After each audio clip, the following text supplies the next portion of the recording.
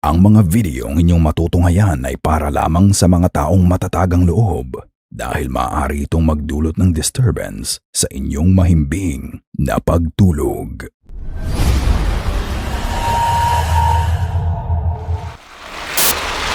Open Field.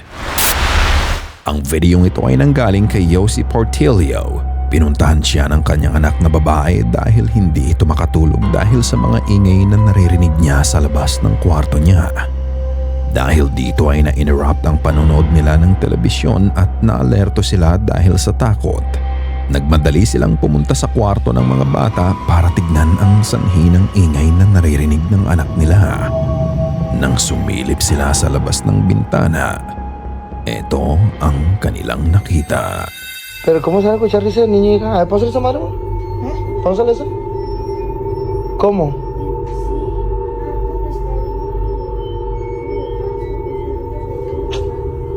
A ver, ven amor.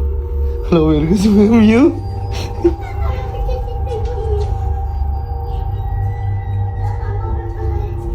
Shh, cállate, José Chuy, cállate. Cállate, no. ¿Dónde escuchaste la voz? Pero se escuchan voces. A ver, perdón.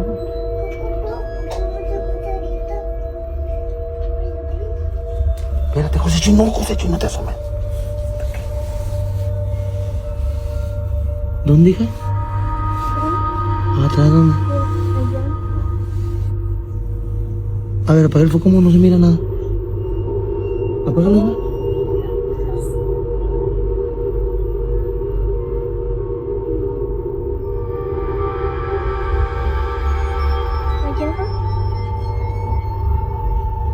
¿Qué quieres ver, José Chuy?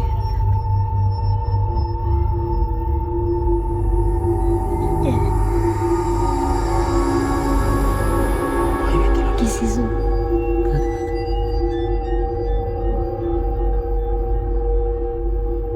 ¿Qué es eso? No sé. ¿Qué verga es? No te agarra la cámara. ¿No? ¿Una garra? No sé. ¿Pero qué es eso? No sé. Vete para allá, gordito, ve, siéntate en la cama. Mamá, ¿qué es eso? ¿Qué es eso?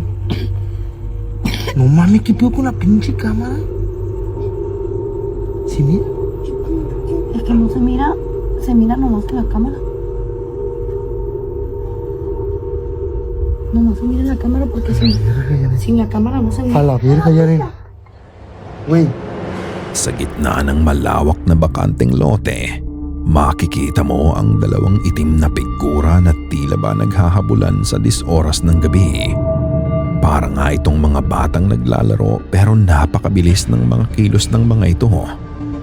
Kung titignan mong mabuti, may mga pagkakataon pa nga na bigla na lang mawawala ang mga figura at susulpot na lang bigla sa ibang lokasyon sa bakanting lote. Hindi nila maipaliwanag kung ano to at ayon na din sa pag-uusap ng mag-asawa, hindi nila ito nakikita at tanging sa camera lang rumirehistro ang dalawang itim na figura. Dahil sa kakaibang nakita nila ay sa kwarto na lang nila pinatulog ang mga bata. Buong akala nila tapos na ang kababalaghan nung gabing yon. Ngunit nang sumapit ang 3:00 ng madaling araw, muli na naman silang nakarinig ng ingay. ¿Escucharon? Sí, sí. Raza, son ahorita las 3:15 de la madrugada. Y... A ver, todo bien cagados ahí están ahorita. Vamos. Quédense aquí, niños. Quédense aquí. Quédate, hijo de Chuy, quédate. Oye, ¿por qué? La verga, la neta sí me da miedo. Pues eso está. Yo dejaba una alerta toda la vez de que... O sea, ya para ser más de madrugada.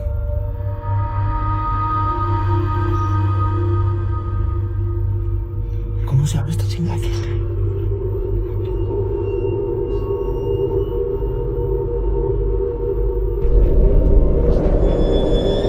Es que no alcanzo a enfocar aquí con el celular, pero se viene como 2 personas. Uy.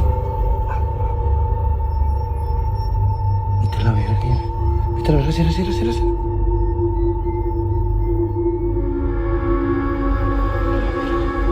Como si fuera un niño, pero dos niños jugando ahorita. ¿Qué te digo que parecía como que son dos niños, pero dos niños jugando ahorita? Ya no hay nadie. Y no hay casas ahí. Pinche celular a la verga, cagado. Cuando uno quiere que enfoque, no enfoca, güey. Saca la mano. A ver, me da miedo.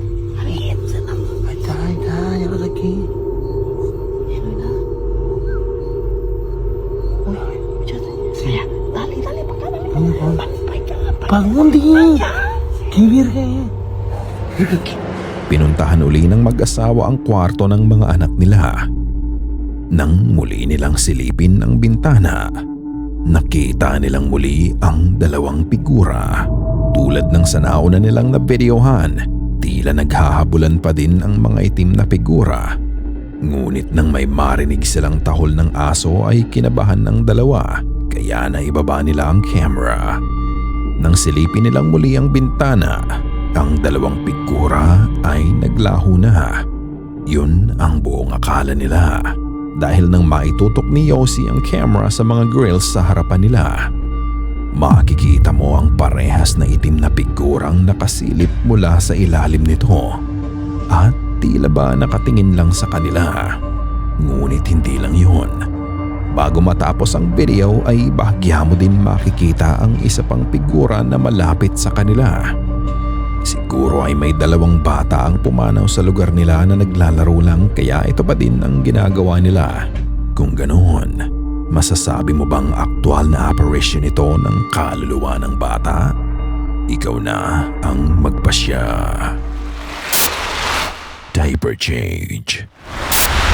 Nagising si Daisy nang mag-aalas 4 ng madaling araw para palitan ng diaper ang kanyang baby. Ang hindi niya alam, ang pagkakataon pala na yon ay magdadala ng mabigat na pakiramdam sa kanya. Habang nagpapalit siya ng diaper, narinig niya ang boses ng isa pa niyang anak na natutulog sa kabilang kwarto. Akala niya ay naalimpungatan lang siya, ngunit nang marinig niyang muli ang boses, kinilabutan at iba na ang pakiramdam niya. Panoorin ang buong video.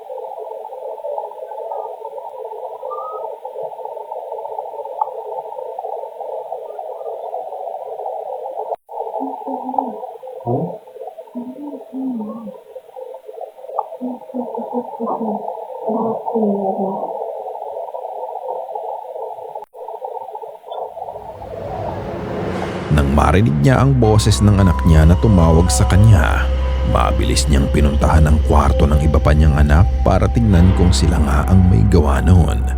Pero nang makarating siya sa kwarto ng mga bata, mahimbing silang natutulog.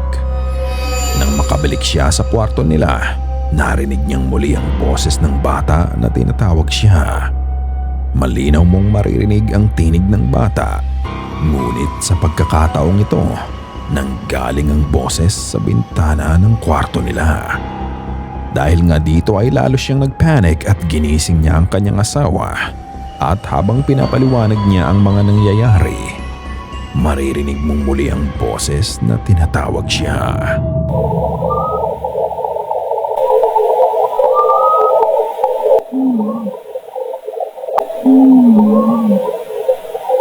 Agad na bumangon ang kanyang asawa para hanapin kung sino ang may gawa ng ingay. Inikot niya ang buong bahay, ngunit bigo siyang makita to. Naniniwala si Daisy na spiritual ang narinig niya, at masasabi kong ito nga ay ang mimic na ginagaya ang boses ng mga anak niya. Pero dahil nakatira sila sa Hawaii, naniniwala si Daisy na ang narinig niya ay boses ng ancient Hawaiian spirit na kinukuha ang atensyon niya. Dahil sa nangyari ay hindi ito mawala sa isip niya at matapos nun ay nahirapan na nga siyang makabalik sa pagtulog. Pero ano sa tingin niyo ang 3 beses na tumawag sa kanya? Mimic? Ancient Hawaiian spirit? Or is it something else? Shapeshifter. Natutulog si Anika isang gabi nang bigla na lang magkaroon ng notification ng CCTV niya na merong movement sa loob ng sala nila. Nang panoorin niya ang video, ito ang kanyang nakita.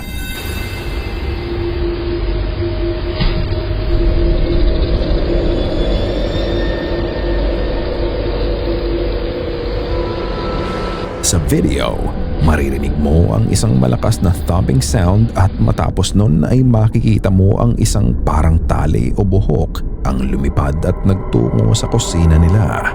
Makikita mo sa video na wala namang ibang tao sa sala bago mo marinig ang ingay at bago mo makita ang paglipad ng kung anong bagay na to. Sakto naman na pagkawala ng lumilipad na bagay na to ay ang paglabas ng pusa nila sa kusina, making it look like nag-shapeshift ito. Ang sabi ng iba, dahil bukas ang ceiling fan nila ay maaaring debris lang ito na nilipad dahil sa hangin. Pero ang hindi nila maipaliwanag ay ang source ng ingay bago lumipad ang sinasabing debris na ito. Ano kaya talaga to? At naniniwala ba kayo na ang pusa din talaga ang nakitang lumilipad na bagay na yon? Ikaw na ang humusga. The Swing. Sa videong ito ni Jesus Tio Choi, makikita mo ang buong pamilya niya na magkakasama lang sa sala. Habang sila ay abala sa pagtingin sa mga bata ay abala naman ang asawa niya sa pagtutupi ng mga nilabhang damit nila. At matapos nun, eto na ang nangyari. What? What? Right now, we're checking for anything that looks out of the ordinary. And the area we're located in.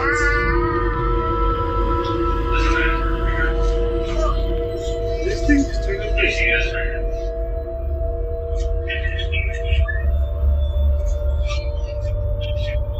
Yeah. That's the only place.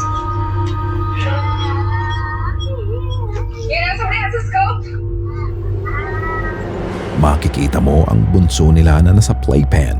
Tila kinakausap to ni Jesus kung ano ang gusto nito at itinuro nito ang duyan na nasa gilid lang ng kanyang ama. When all of a sudden, bigla na lang itong umandar ng mag-isa. Hindi ito ginalaw ni Jesus at nagulat pa nga siya sa biglang pag-andar nito. Nag-alangan pa siyang hawakan ang swing bago niya isara ito. Ayon sa kanya, walang timer ang swing at tanging ang bilis lang ng pag-ugoy ng duyan ang makokontrol dito.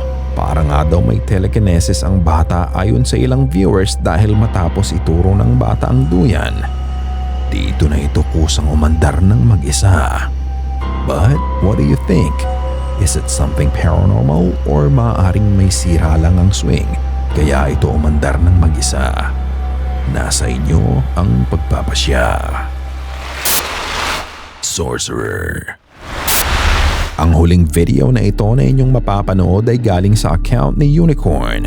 Ang pakilala niya ay isa siyang sorcerer mula Mexico at siya ay may malalim na kaalaman tungkol sa witchcraft, curses at sorcery. Madalas din siyang nai-interview sa iba't ibang show para magbahagi ng kanyang kaalaman tungkol sa mga bagay na nabanggit. Isang beses, nagpunta siya kasama ang kanyang grupo sa isang haunted house at matapos nga nilang imbestigahan, nagsasagawa siya ng ritual na kontra sa mga negatibong bagay na nanggagaling sa bahay nang may mapansin ang cameraman niya. Ahí está. Sí, Ahí está. aquí está haciéndose presente. No está contento, está muy molesto. Chiteaste, ¿no? Profe, Chiteaste. maestro, ¿Hablaste? maestro, Oh, está muy molesto, molestísimo. está molesto. Sí, Mira.